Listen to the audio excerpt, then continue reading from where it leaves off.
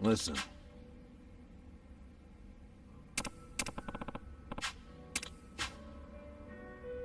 Okay.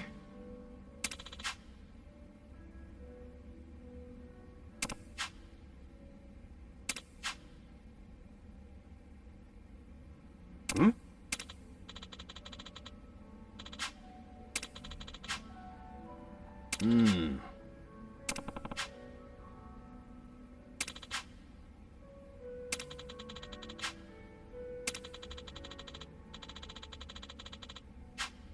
Huh.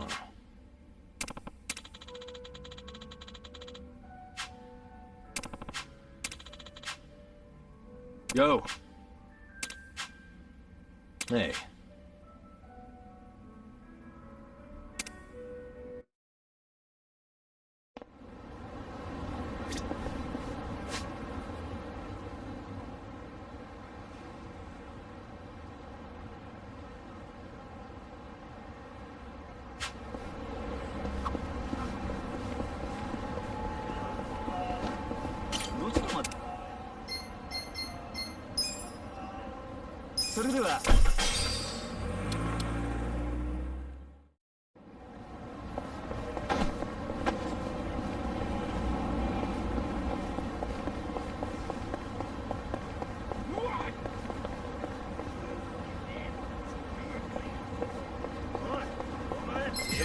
This will be good practice.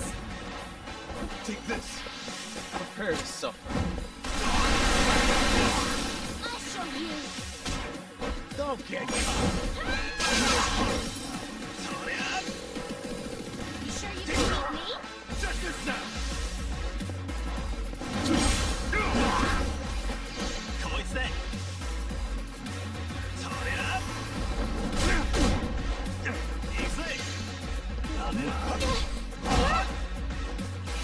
Going in.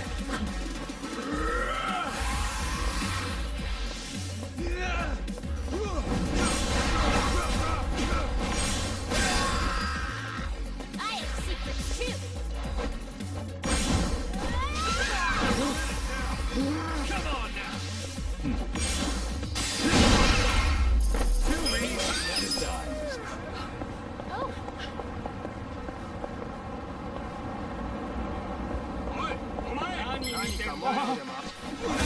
It's done. I'll show you. I got this. Take this.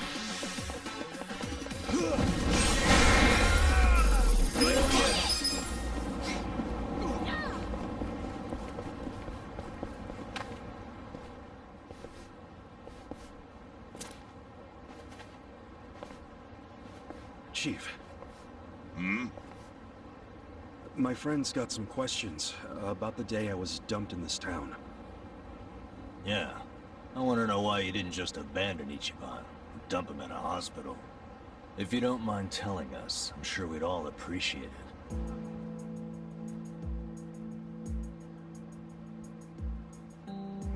I see.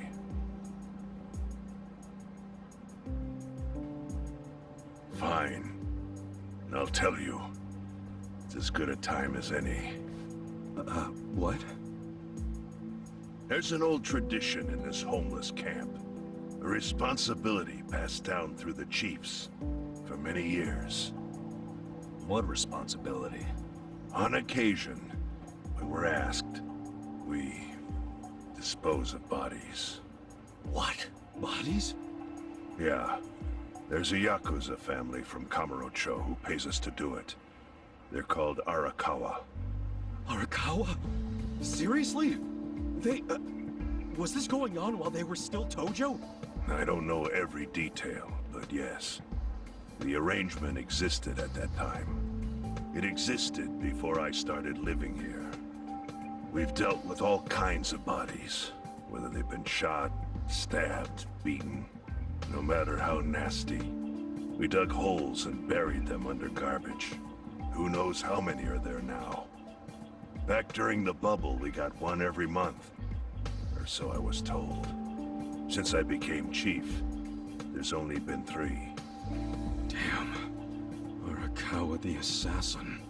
But there's one more secret rule. It applies to anyone the Arakawa bring here alive. A secret within the secret. Great. What happens if they bring someone alive?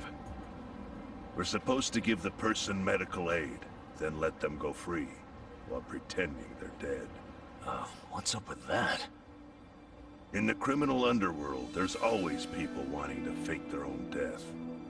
Gamblers, guys on the run, anyone who's afraid someone will hurt them. They send people like that here, and we honor the secret agreement. I think it might actually be a service the Arakawa family provides, but obviously they don't advertise it. So it ended up being a very rare event. Is that agreement why you saved me? This live body rule? You got it. What sort of guy dropped me off here? I mean, probably just someone from the family. I had no reason to check or anything. The guy lugged you out of the trunk of a car. You were covered in blood. He paid me and left. Didn't say a single thing the whole time.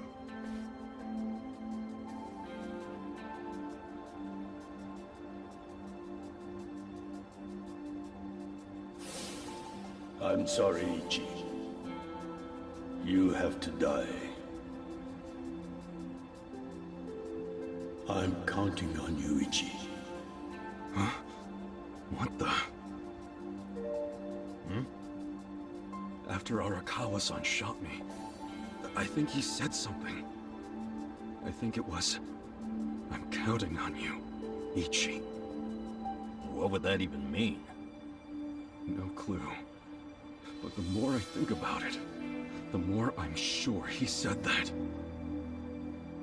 Look, Ichiban. What? I don't want to dash your hopes or anything. But when you were dumped here, you were on death's doorstep. You're only alive because everything I did went exactly the way we needed it to. But it could have easily gone a different way. I know you want to trust Arakawa, but... I think Arakawa-san had to shoot me. All the other Yakuza at that meeting were watching him. Huh? Never mind. You don't get it. Forget I said anything.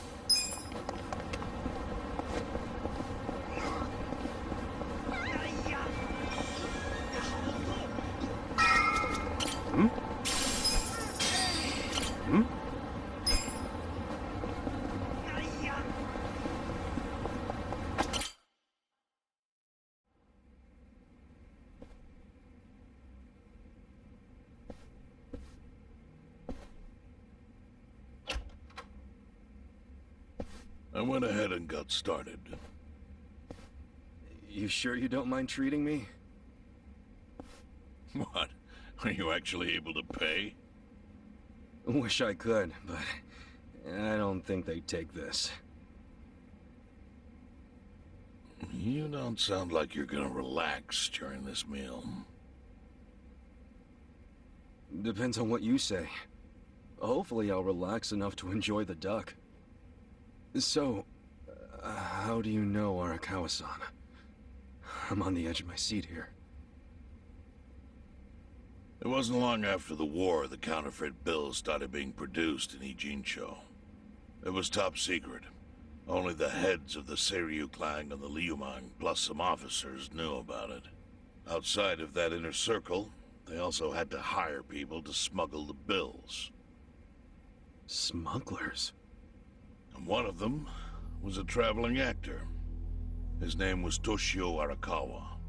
He was Masumi Arakawa's father. What?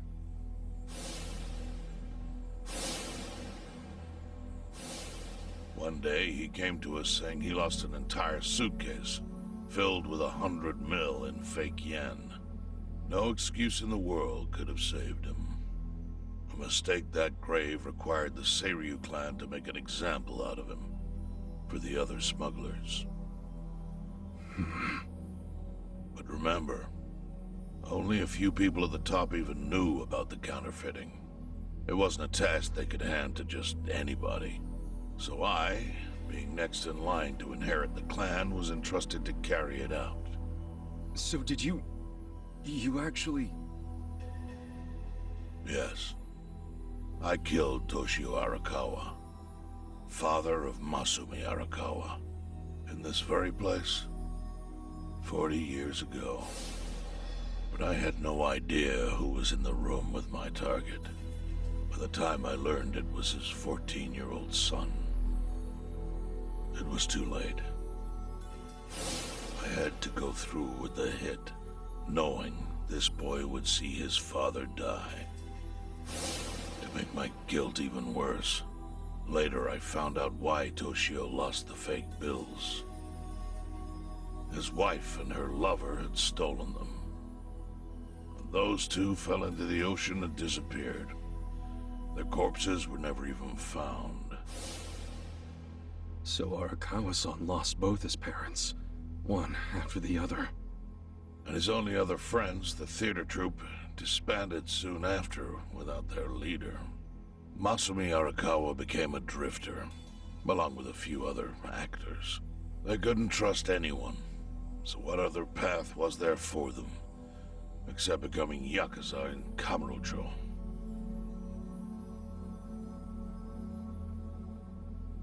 Arakawa joined a low-ranking family in the Tojo clan called the Hikawa family. Life wasn't easy for him there.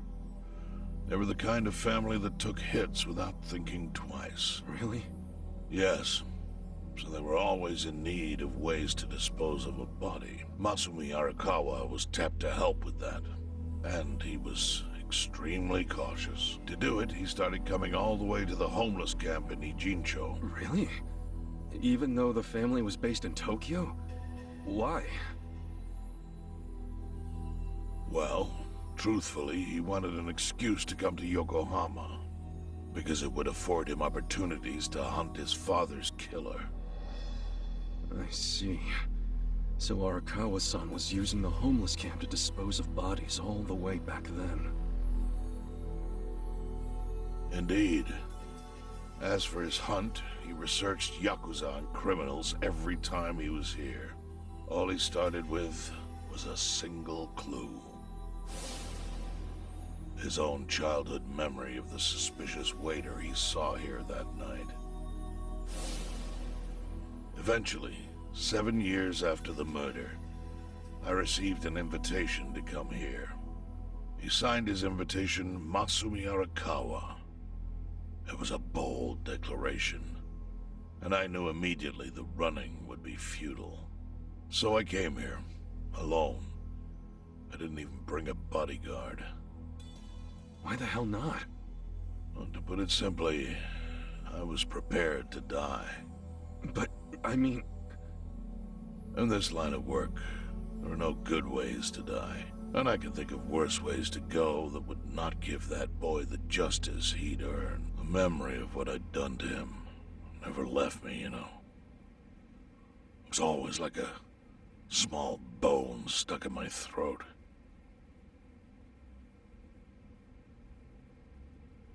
He was sitting right where you are now. Here? Yes. He didn't look a day over 20. But his eyes had that hard, flinty gaze of an old killer. I couldn't help myself. I told him everything. I told him why I killed Toshio Arakawa. I even told him about the secret counterfeiting. I figured I was dead anyway. He had a gun in his hand, and all he had to do was pull the trigger, but he never once interrupted me. When I'd finished, he slowly stood up.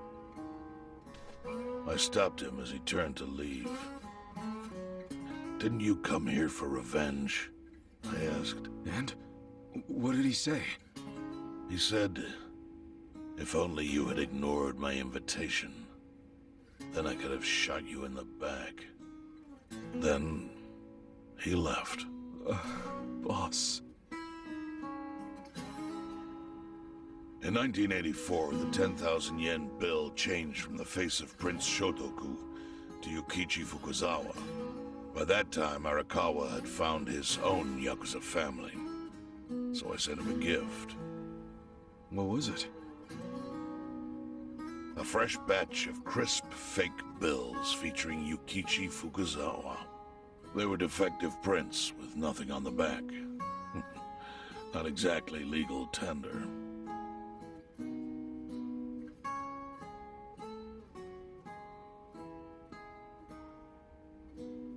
Then how was that a gift? It's hard to explain. If I had to say, it was out of gratitude. Sure, but for what? I should have died that day I met with Arakawa. I would have been right. And yet he spared me.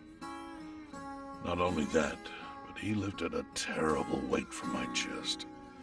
Furthermore, it's not an exaggeration to say the equilibrium among the Eiyuden Three continues to this day because of him. Wow. I owe him an unfathomable debt. And one day, I must pay it back.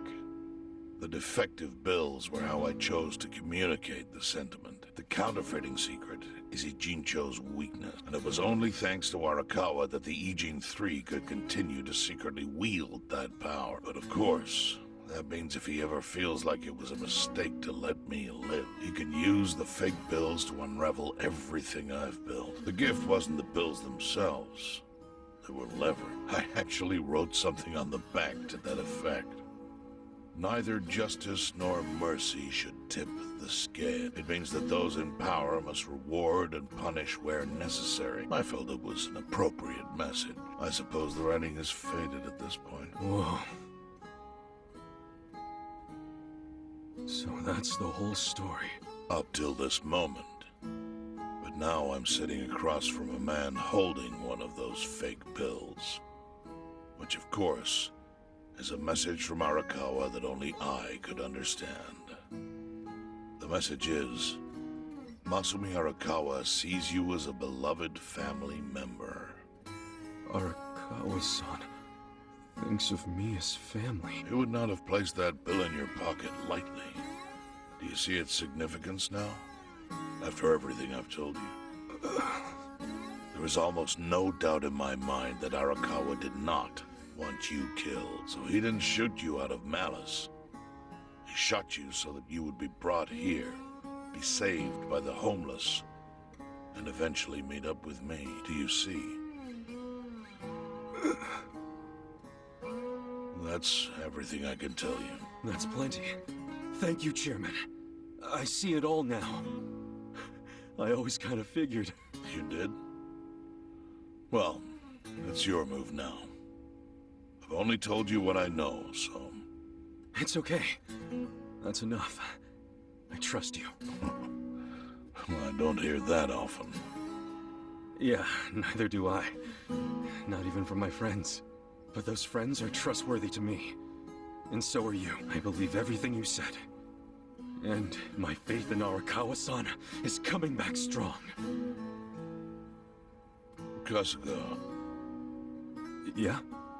are you a blood relative of Arakawa's? No, it's not like that. I see. Well, he must have been happy to have such loyalty as yours. As proud as any father, I think.